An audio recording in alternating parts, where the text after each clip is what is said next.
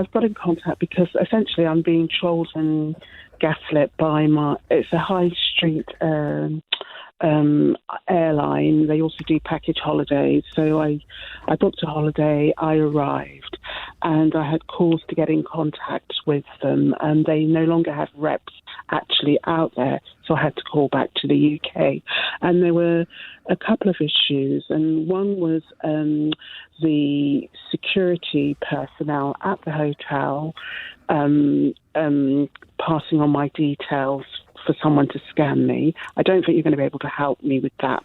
But the other is that the actual hotel beach, when I went there, it was covered with glass, all kinds of waste, and it's basically not being cared for.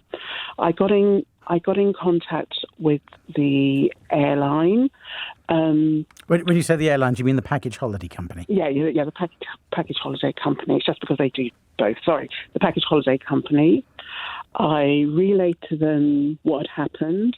I sent evidence of what had happened in terms of the beach because I was able to take photos. And does the hotel own the beach, Alex? Now that's the thing. On the package I booked, there's a description, of course, of what the hotel.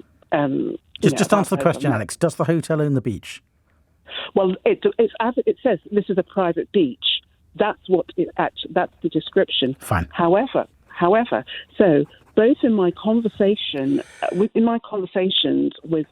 when I called back to the UK, they made no mention of this.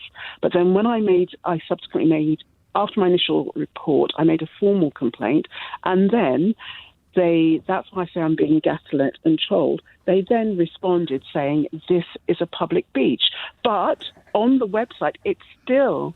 The day I got that email from them, it still says it is a private beach. So they're misselling. Have you got a screenshot of that brochure? Yes, of the website? Both the hotel website and the It's only the package holidays website that's going to be relevant here. Both say it. Fine. Now, does it use language like beautiful, sunlit, sandy beach? Does it use descriptive words like that? It actually says private beach. Oh, they might have all the flowery language as well, but it actually states that as one of the features. Okay. The bit I'm interested in is how they describe the beach, because if they describe the beach as covered with glass and absolutely horrible, there's not going to be a claim. If they describe the beach as lovely, beautiful... No, it certainly does not talk about anything of that description. But do they use positive adjectives to describe of course, the beach? Yes, they do. Okay. So you've got a claim there against the package holiday company. Simply for breach of contract. You call it mis-selling, but it's just breach of contract. The contract said you were going to get a nice beach, you didn't get one. The question is how much money you're entitled to. Now, did this hotel have a pool? So could you repeat that, Did the please? hotel have a pool? Swimming pool? Yes, it does. Okay, so it wasn't a case of being denied the opportunity of going into any water. It was that you couldn't go in the sea or lie on the beach. Well, it's just that at this time of the year, it's not... The outside an outside pool would not be used. Why? Because it's January. Yeah. What, you weren't allowed to use it, or you chose not to use it? No one used it. What country were you in? Tunisia. Okay, what's the temperature like there? In January. It's about 60, but no one uses the pool. If it's too cold to use the pool, why are people using the beach and the sea? Sorry, it sounds like a banal question. Because beaches, you don't just... There was no one went in the sea either, but you go to walk, and it's a health and safety issue. Obviously you can't see the pictures, but if you saw the magnitude of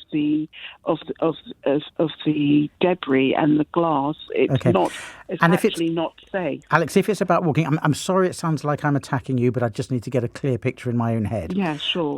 If it's a question of you want to walk on the beach, was there a promenade which would have allowed you to walk a few hundred yards to the public beach and then you could walk on a normal beach? No. So there was no access to any other beach? When you say any other beach, what could you just clarify that? Beaches are generally quite long, aren't they?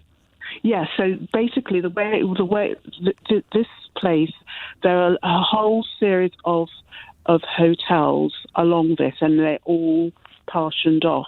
I see. So you couldn't access any other sand or beach?